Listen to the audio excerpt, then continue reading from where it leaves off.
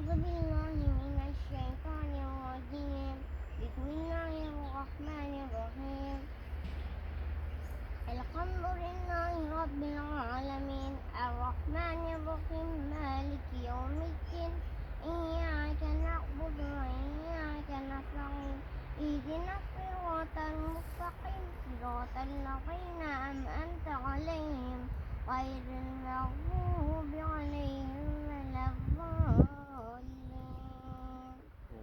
اللهم ربنا آتنا في الدنيا حسنة وفي الآخرة حسنة وقنا عذاب النار وقنا عذاب النار وقنا عذاب القبر وقنا عذاب القبر وقنا عذاب الحشر وقنا عذاب الحشر وقنا عذاب الحشر وقنا عذاب الميدان.